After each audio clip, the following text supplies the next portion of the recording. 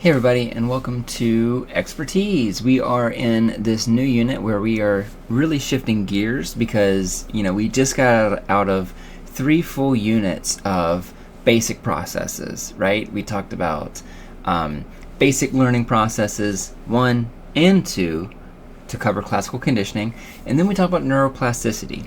So now we are in some ways shifting gears because we're kind of talking about what I think of as higher order memory processes now. Essentially looking at how memory can be used in other domains of behavior. And so in the future, we're going to be looking at false memories. We're going to be looking at how personality traits affect memory. We're going to be looking at kind of clinical applications of memory. But for this unit, we're going to be looking at expertise. What happens whenever you get really good at a certain behavior? So let's get into it. So we are. Oh, sorry. Let me break out my stylus. Can't do this without stylus. So we are going to be looking at implicit memory. So the kind of memory where you can't really articulate it, you can't really put it into words. That realm of memory, which is going to involve a lot of muscle memory, which we call procedural memory, and a lot of perceptual learning. There's these two kind of components to it: a perceptual piece and a motor piece, a part where you're actually acting on it. So we're going to be talking about why experts have different memories than amateurs, and we'll be talking about what it takes to become an expert in these fields. First, let's talk a little bit about what a skill is, because what we're talking about is how you can get really good at a skill to perceive things relevant to that skill totally differently. So if I were to ask you what are a couple of examples of skills, and I wish that the class was interactive like this where I could ask you, because I'd love to hear some of the things that pop into your head. But usually for me, the things that come into my head with this is usually either sports or music. Those are the kinds of the first two things that pop into my head. And it might be because those are the kinds of things that whenever we're kids, we are asked to do or to try out. And we get to learn very quickly that learning skills is tough, and that it comes easily for some people and not so easily for other people. So skill memory is what we refer to as procedural memory. So that kind of muscle memory that I've been talking about. Like for those of you that have been typing using a keyboard a lot, you have muscle memory for typing.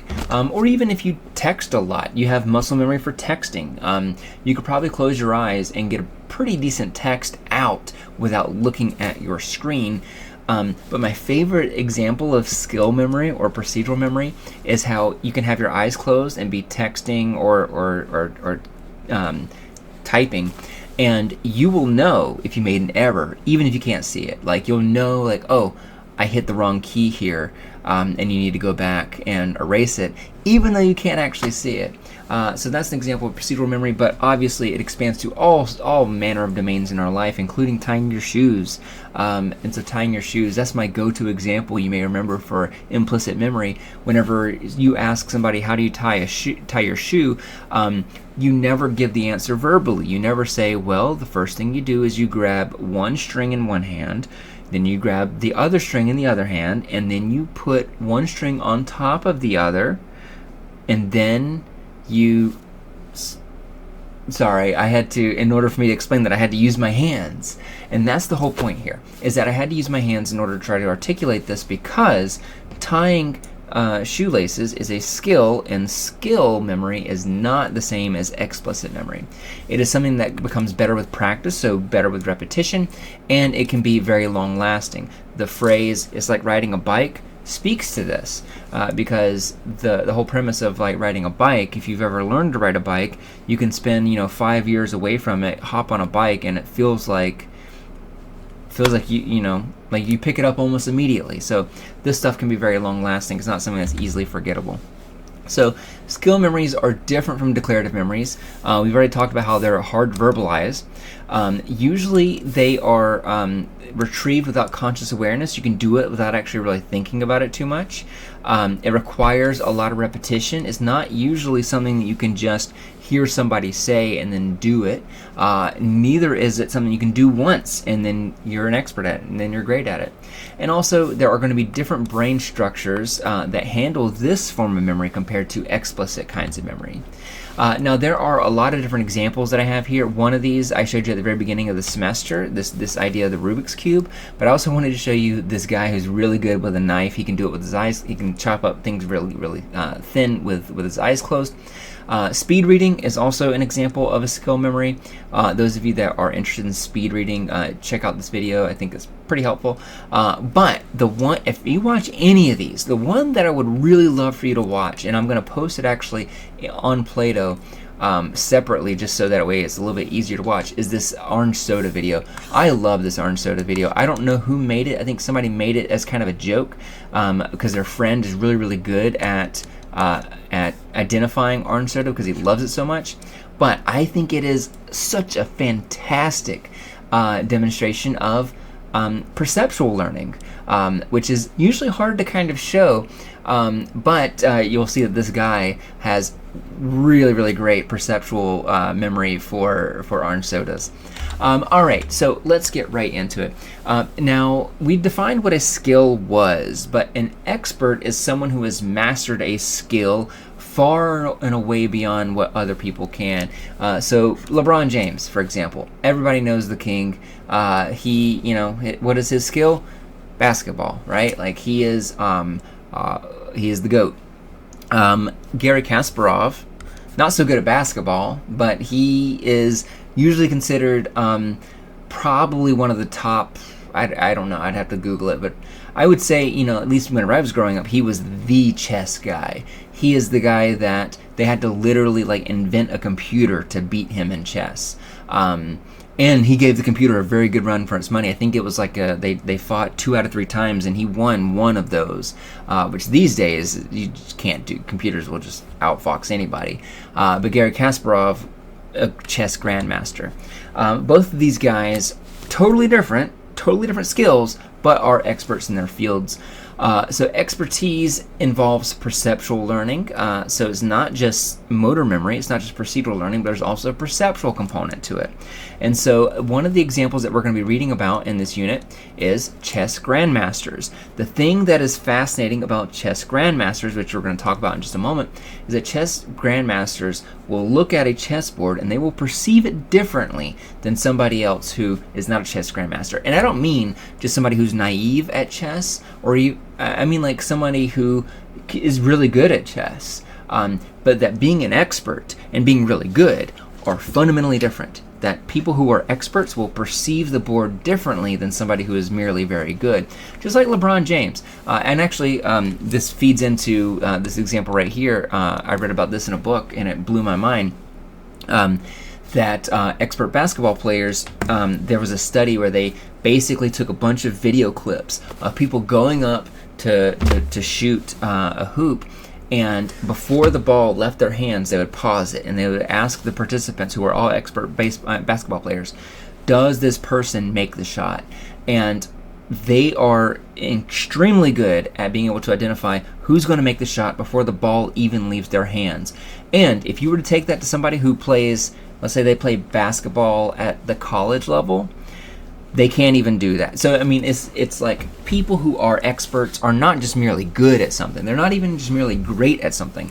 They are usually fundamentally different in the way that they perceive those skills to begin. So, how does that happen? How does somebody become an expert? There's a lot of information you can find about this stuff out on the internet.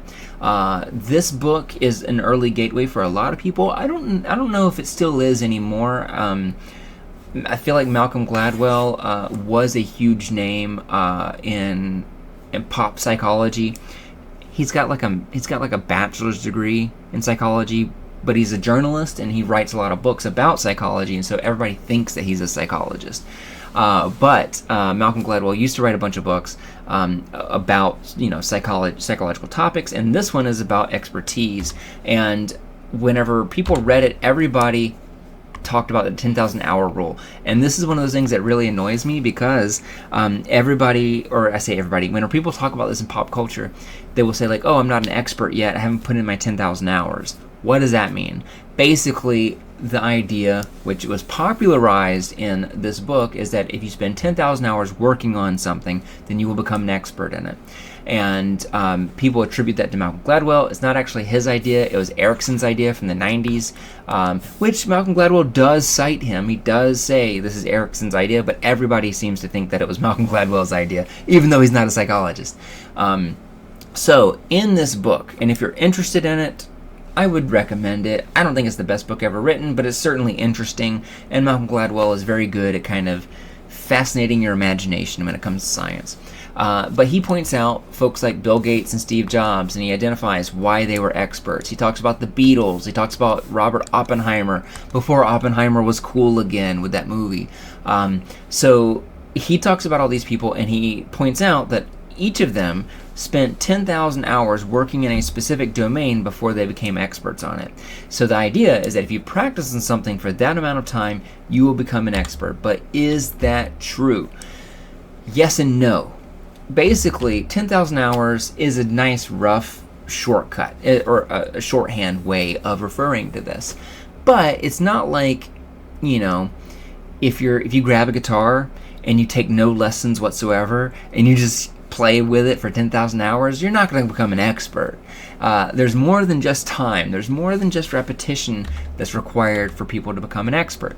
And part of that is effort. So even people who are really talented at certain skills, people who are born gifted at a sport or a musical instrument or chess or whatever, or drawing, some kind of artistic pursuit, all of those people have to practice a lot to still become true experts. Even Mozart, people love to point out that Mozart wrote his first song or whatever by 3 or 4 years old, but he's got a million concertos. The dude worked all the time, and that's part of the reason why he's an expert, is because he was constantly working on this stuff.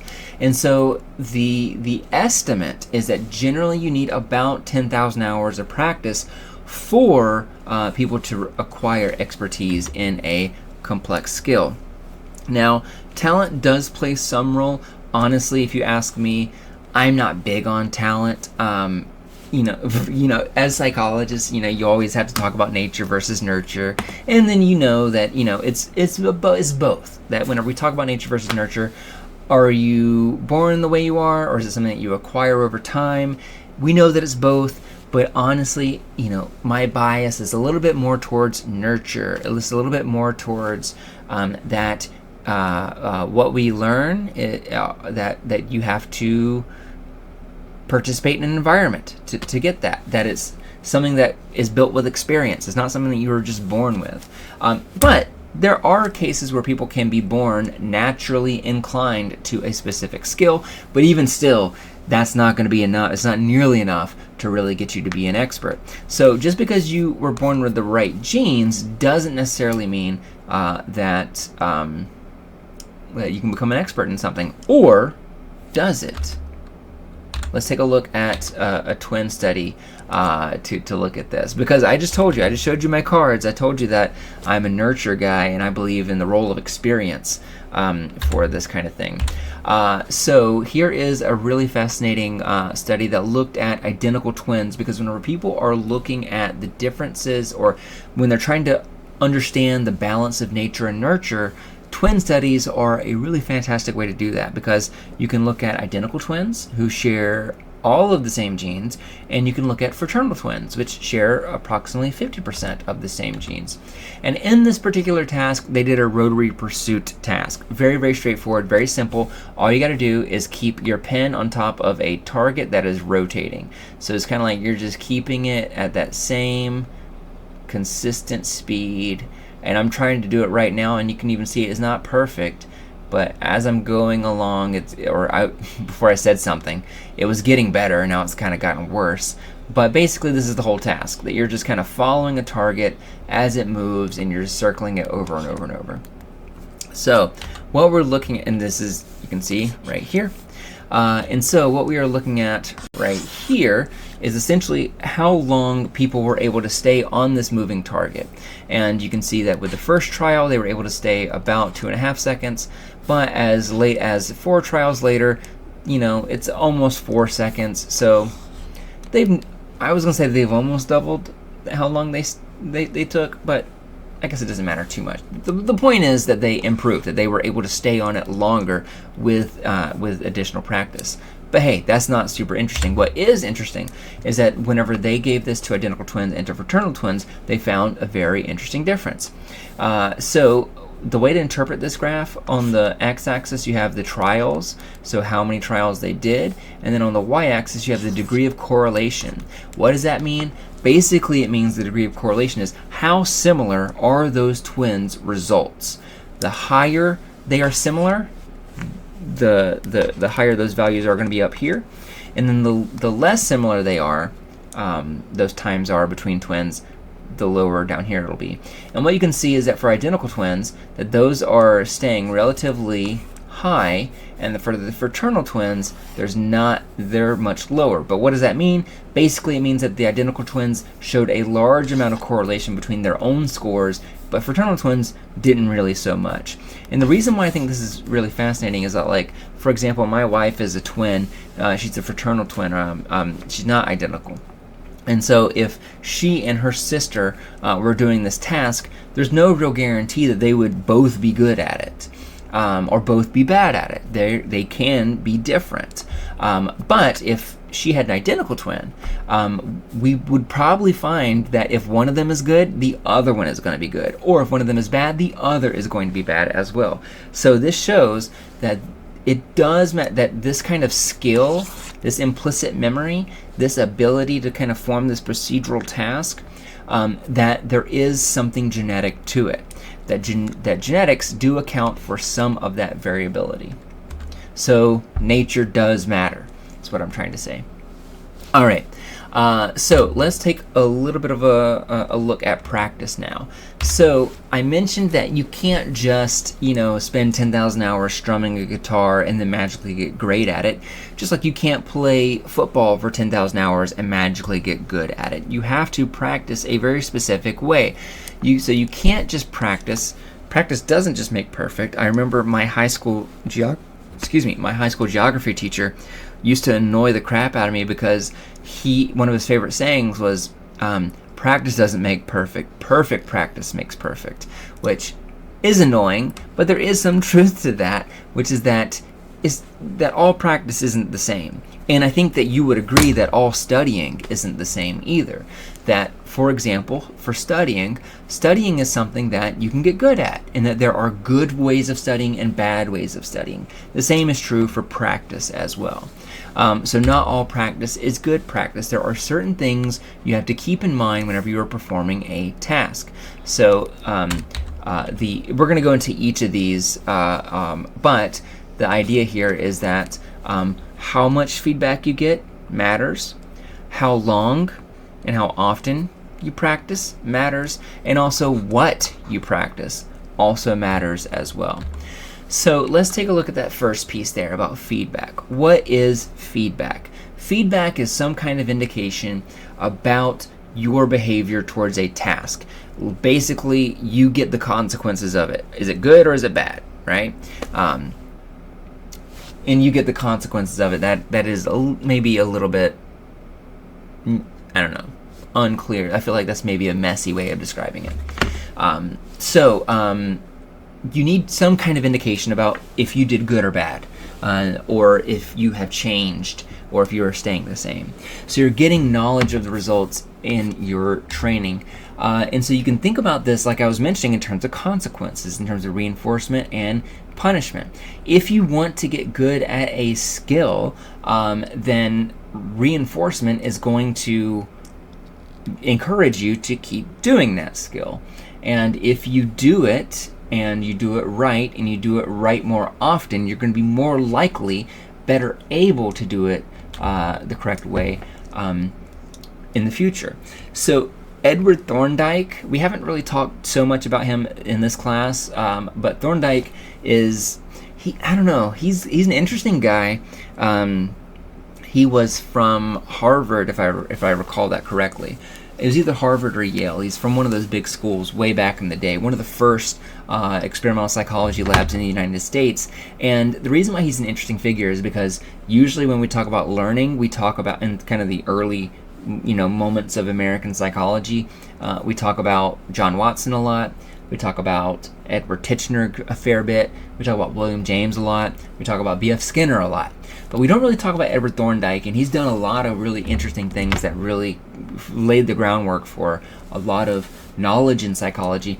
And probably if people know him, if you know him, it's probably because you learned about his puzzle boxes. He'd put these cats in these puzzle boxes that had like little things they could pull or push to try to get out. And basically what he found is that if a cat does a behavior that leads to a good outcome, they're going to be more likely to do that behavior again. So if a cat pulls a lever and that lets them out of the box, then the next time they're in a puzzle box, they're going to start pulling levers. They're going to start doing that because it led to a good outcome before. So he was really big into the effects of feedback and the effects of consequences. So this study in the 1920s, which was after his cats in the puzzle box phase, basically he had a very simple task. Two groups of participants that come in, and they are going to be drawing while they're blindfolded. Now, one of those groups is going to be getting feedback about how they did. He let them see their drawing, and the other group didn't. He didn't let them see their drawing after they finished. And hey, what do you know? Those that were able to see their drawings, they did better than those that did not. The group that didn't get feedback actually didn't really improve whatsoever, which is really fascinating. So it's not just that you spent time doing it, it's not that you've done it a lot, it's that you need feedback in order to get better. So the frequency of that feedback is important. And this is one of those things that, like, if you are into sports, if you are into music, if you are into video games, if you are into any kind of art, you might notice this about your own patterns of behavior. That early on, for beginners, a lot of feedback is good. So whenever you're beginning, getting a lot of feedback is nice because I don't know. Imagine trying to learn an instrument without getting any kind of feedback, right? About like, yes, that sounds good, or no, that sounds bad. It's very, very hard to do. So learners need to be able to do that, get that feedback early on. However, after enough time has passed, after a while, you actually don't want frequent feedback all the time. If you start getting good at something, you don't need feedback, and you shouldn't have feedback because at that point, it'll actually start to interfere with your ability to get better. Because one of the things that's true for all experts is that they're usually, or not usually, they are very good at identifying when they did a bad job and when they did a good job. And the reason why that's important is because whenever you don't have that constant feedback, whenever you stop getting that feedback from other people and you start getting it for yourself, you start learning to self-monitor your progress. You start learning to be able to identify, oh, I need to work on this. I was rusty on that. I didn't do so good on that. I was great at this. I don't need to practice this anymore. That your ability to self-monitor is part of that expertise here. And those of you that play music, you know this, because whenever you play a note that's wrong, you will notice it and you will change it. And that's part of the learning process, is knowing that perceptual piece, knowing whenever you got something right and when you got something wrong. Same thing for sports. Like if you play football, you will know if you have bad form whenever you're at the lineup, or if the way that you caught the ball was very precarious and not good.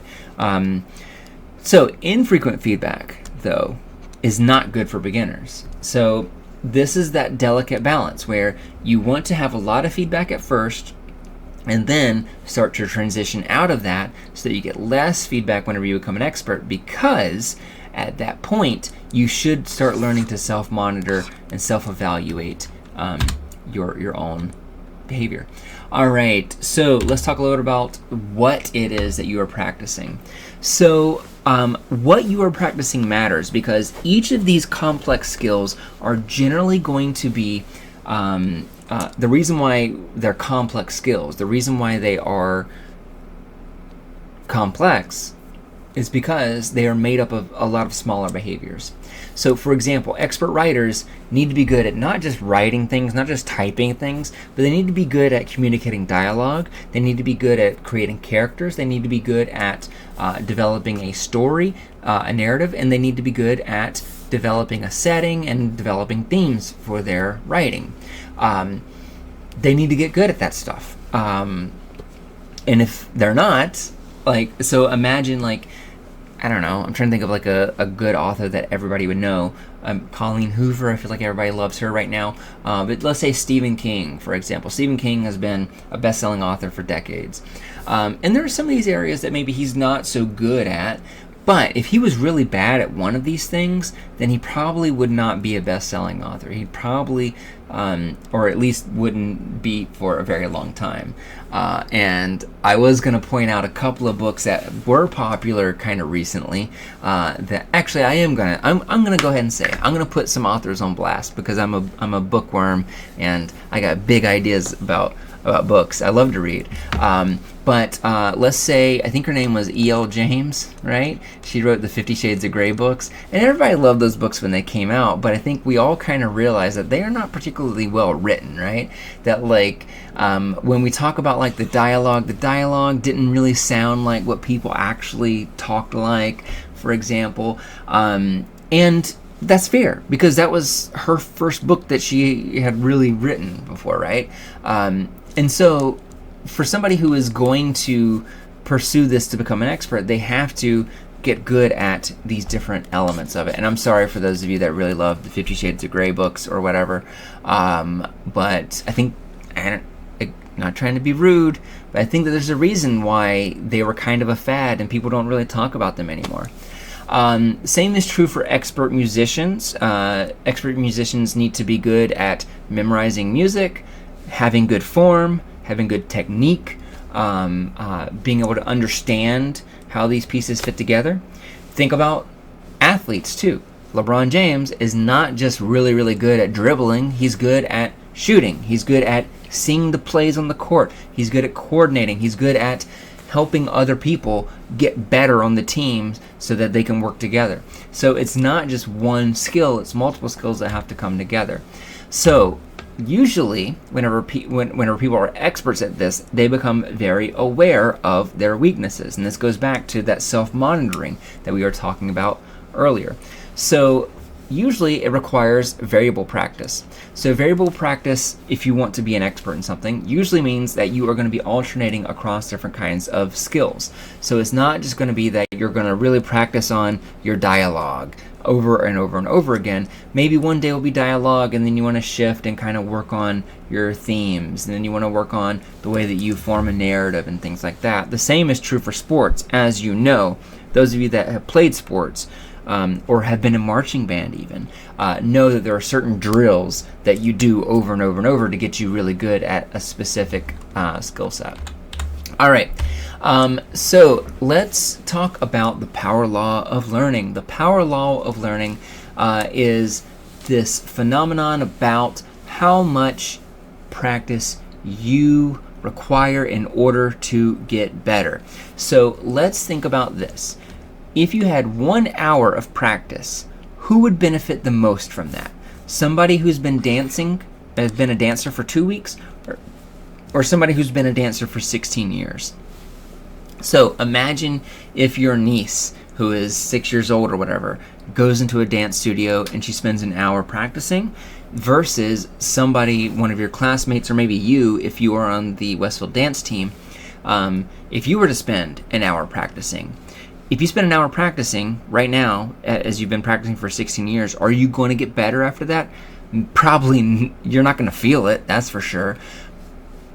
And probably that entire hour you spent working on something very specific over and over and over again to get it perfect. Whenever you are young, or whenever you first started doing this, an hour of practice can change a lot. I feel this a lot right now because a couple of years ago, I decided that I was going to get good at drums. I wanted to get good at drums because there's a lot of instruments that I can play, and I'm not an expert in any of them. I'm decent at a lot of instruments, but not really good, not really great at any of them. And I decided I want to get great at drums. And so every night during the weekday, I would go downstairs in my basement and practice my drums. And for the first few months, I could feel myself getting so much better, and it was amazing. It was so much fun to feel myself improve and to be like, oh, I can play this song and I couldn't play it just a couple months ago. How rewarding is that? But what happens is that after you've been doing it for a couple of years, you can practice every night and maybe not feel a difference in your performance. And that's not just true for playing drums. It's true for every skill. It's true for football. It's true for basketball. It's true for painting. It's true for drawing. It's true for dance. It's true for reading. It's true for writing. It's true for everything, pretty much. So here, this is a really early study that looked at this, and basically they were teaching these people if I remember correctly, it was a speed reading strategy. How quickly can you read? And so on the first day, people are taking about 8 minutes. The second day, they're taking 4 minutes per page. So they doubled their time in the span of 24 hours. But as you can see, within 24 hours again, now they're down to 3 minutes, which is good, but it's not twice as fast, right? It didn't go down to 2 minutes, nor did it go down to 0 minutes because they didn't improve another 4 minutes. And then from day 3 to day 4, then it's like not even a full minute, it's like half a minute faster. And then the next day, really no change. And the next day, really no change again. And so this power law of learning can be really frustrating for people who are just learning any kind of skill, because you see a lot of benefits of practice early on, but after a while you stop seeing those benefits, and for that reason it's very, very hard to continue with your motivation at that point. And that's part of the reason why some people become experts, is because very few people are willing to spend a lot of time practicing on something where they don't really feel like they're getting a lot of improvement out of. That's part of the reason why expertise is so rare. But losing those skills can happen. So the biggest difference here is that you're going to see the biggest drop in your performance shortly after you stop practicing. So let's continue this example of dancing. So if you've been dancing for 16 years and you spend 1 month not dancing, you're going to feel very, very rusty. You're going to feel that. And then if you go from month 1 to month 2, you're going to feel rusty. You're not going to automatically feel better, but how much you feel like you've lost is not going to be linear. It's not going to feel as much as it did on the first day, the first month. So in that way, it's a little bit like the forgetting curve, right? That, what we lose first is a lot, and then as time goes on, we lose less and less and less. So that, thinking about drums, I have a friend who is a phenomenal drummer. He actually graduated from Westfield in the music department, and drums is his primary instrument. And he said that all you need is a week. That basically, if you spend a lot of time away from an instrument, that your technique and your skills will get really rusty and get kind of bad. But you can get that really, really quickly in just a week's time. And that is what is referred to as savings. And if that sounds familiar, is because Ebbinghaus talked about this too. So Ebbinghaus talked about this in terms of memory, and hey, skill learning is a memory, which is why we also see it. So in other words, let's say that you spent a full year without dancing, or without painting, or without playing an instrument, without playing a sport, whatever your area is. If you spend a whole year away from it, and then you get back into it, you're going to feel yourself improve incredibly quickly. It's going to come back to you very, very quickly because of that savings. We don't have to relearn from scratch. All right, let's talk about transfer now. So we talked about practice. Let's talk about transfer. The idea of transfer is generalization. How well does it generalize? So how specific is expertise? It's kind of complicated. So there can be some skill transfer, but really not always. So, for example, LeBron James, fantastic basketball player. How well do you think he would do playing baseball? Probably not so good, right?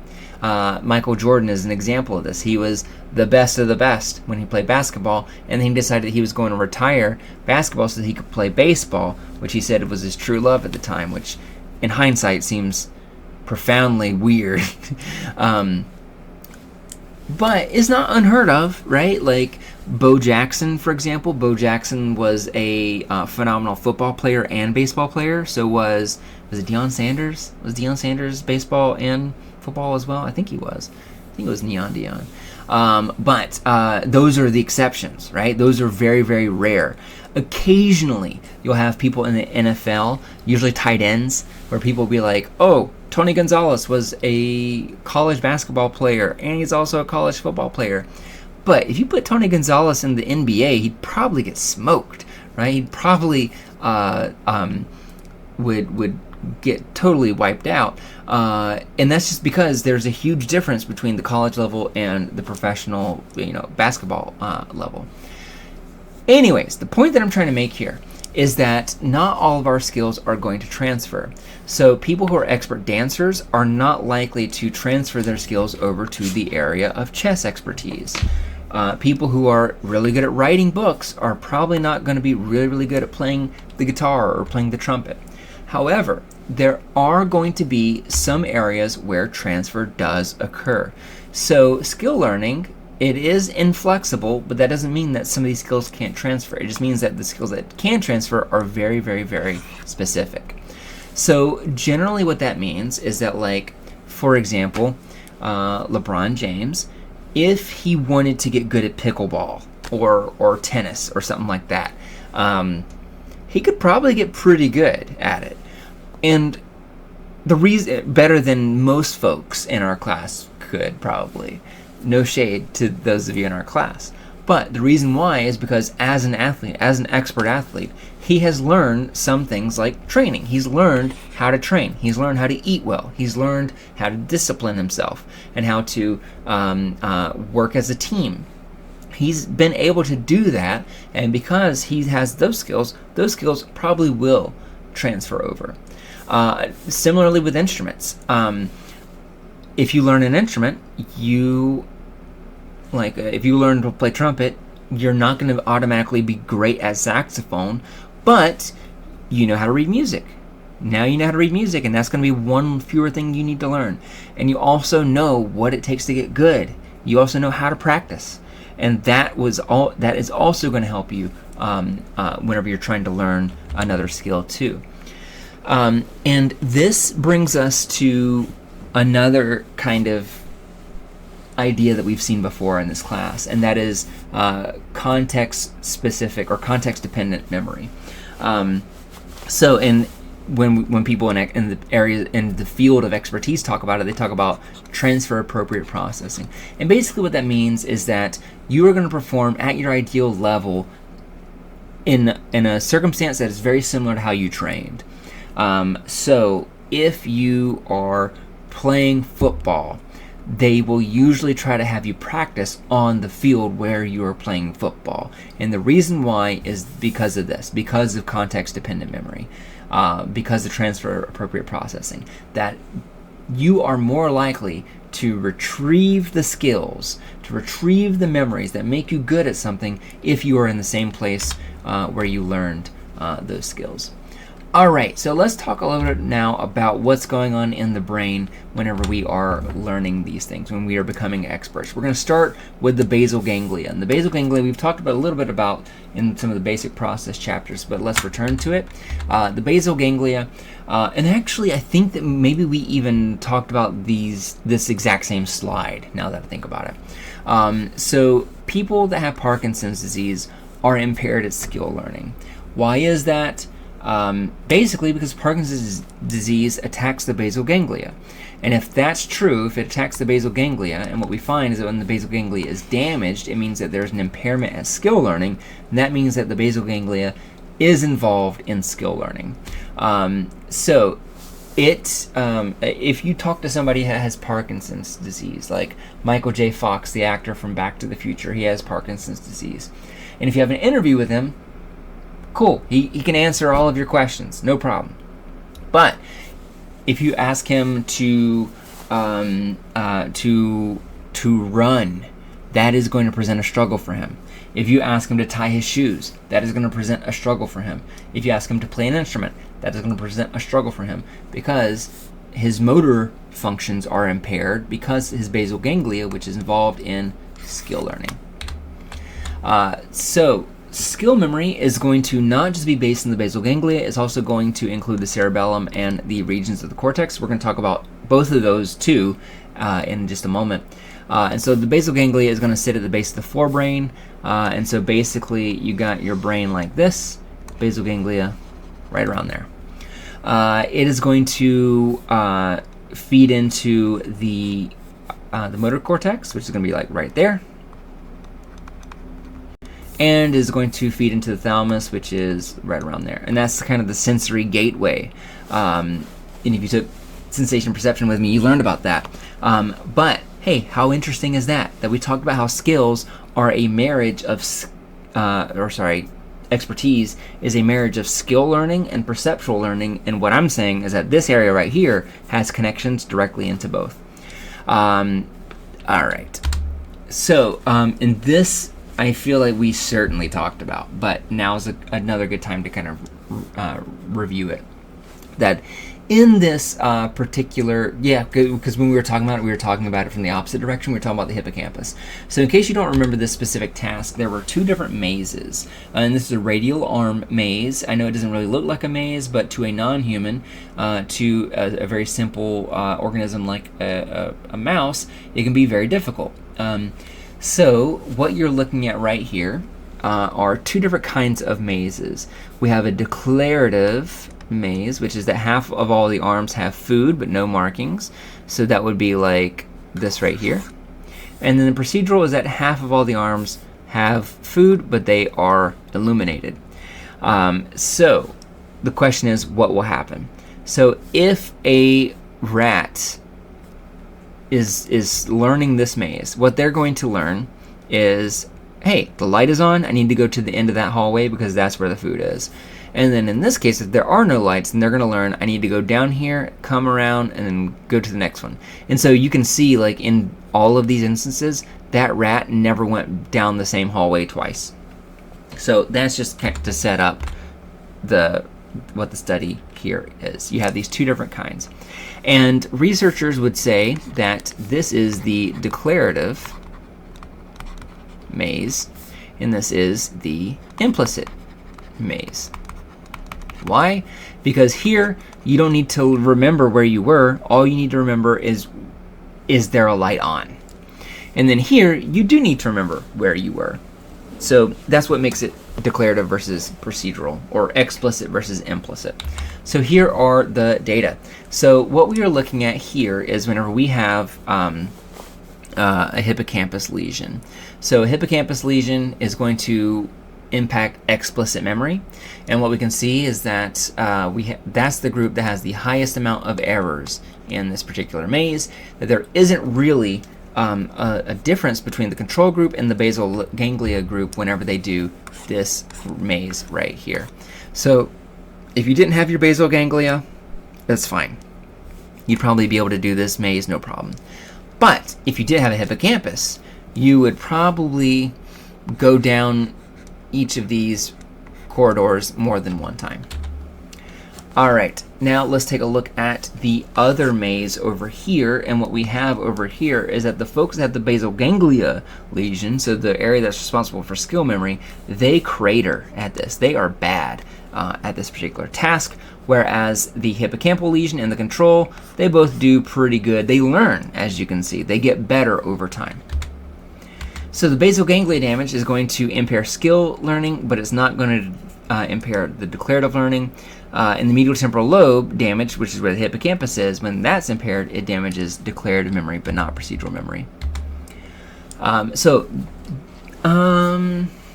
think I've already talked about this right here pretty much. So all that I'll really say about it is that this has been observed in a variety of species. It's not just humans that this is true for. And you can put somebody in an MRI scanner and you can see the basal ganglia is activated whenever people are learning skills. But there's a lot to this that we don't know. So it might be the case that one of the reasons why skill memory is impaired because the basal ganglia is disrupted or damaged. It might just be because it's affecting their movement and their ability to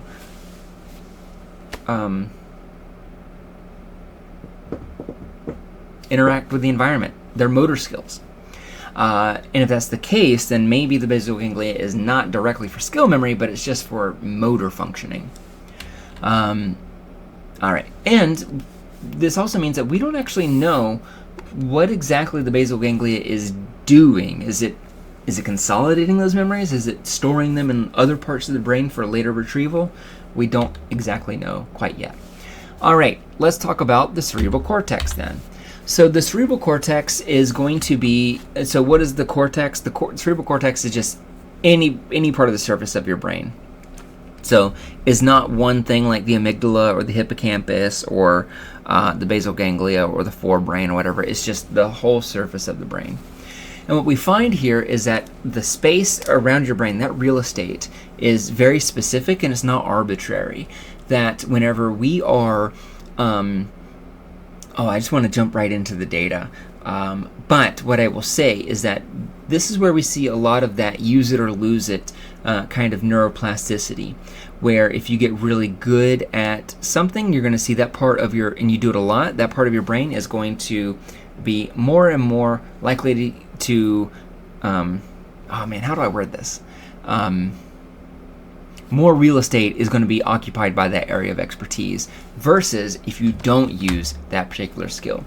So my favorite example of this, my go-to example that I talk about in cognitive psychology all the time, is there was a study that looked at violinists. And if you're not, and I could have sworn that I talked about this in this class, but it might just be, interference from a different class. But if you're thinking about violin, you got your wand. Was this a bow? And you got your violin, and you're playing like this, right? And your fingers over here are doing all kind of weird things, and then your fingers over here aren't really doing too much besides holding the bow, unless you're going pizzicato, right? Did you learn about that in world music or music theory? Whenever you're plucking the strings with your right hand with your fingers. So I'm hoping that I get on Jeopardy once in my life, because I feel like that would probably be, like pizzicato would probably be a Jeopardy question. So violinists, the reason why I pointed out how they're playing the violin is important, because they're using their left hand, their fingers a lot, but they're not for their right hand. And what happens is that if you look at the somatosensory cortex, which is basically this strip right here, that area is going to have where your hand is, where your foot is, where your shoulder is, where your face is. Everything that you can move, every surface of your skin that you can feel is going to be represented in the somatosensory cortex over here. And what we find is that violinists, they actually have more area of their cortex devoted to moving their left fingers than for their right fingers. Why is that? Well, it's because violinists have to use their left fingers a lot more than somebody in a control condition, unless you're left-handed. And their bow hand would not experience that same increase in real estate of the brain. The surface area would not be increased for that, because the fingers are not really being used so much for that. We also see this for racquetball players and tennis players who will have more area of their cortex devoted to their primary racket hand versus their offhand. How much exactly is needed for this to occur? How much training needs to occur? In this particular case, only 7. So he only had a week, and the way this was kind of a funny example that basically they trained people to juggle, and what they found is that those folks that juggled, after 7 days, they could see physical changes in the brain, and then after 3 months of training, there was a notable increase in how much gray matter people had in their visual cortex. Why the visual cortex? Probably because whenever you're juggling, you have to pay a lot of very close attention to where things are around you. This is true for any kind of task-related brain area. So I mentioned LeBron James is probably good at dribbling, right? And so if we were to look at my brain versus his, he is going to have much more cortex devoted to his hands than I do, because he uses his hands deliberately throughout the day much more than I do. And so his brain, because of neuroplasticity, is going to reflect that. And then finally, we have the cerebellum. The cerebellum, I included this picture right here. This is the mirror tracing task. And I wanted to bring this up because I have it right here. I'm going to link this to you on Plato. I think it's fascinating, though. In my cognitive psychology class, I usually have people come up to the front of the classroom to do this. But basically, you are just drawing within the lines of the star. So it seems very, very easy at first. And I'm just going very quick, which is why it's bad. So there we go. But after you do it the first time, then it's going to ask you to do this. Oh boy, I'm so bad at this. It's going to ask you to do it again. But this time, the controls are reversed. And that is really, really hard whenever you're first learning to do this stuff.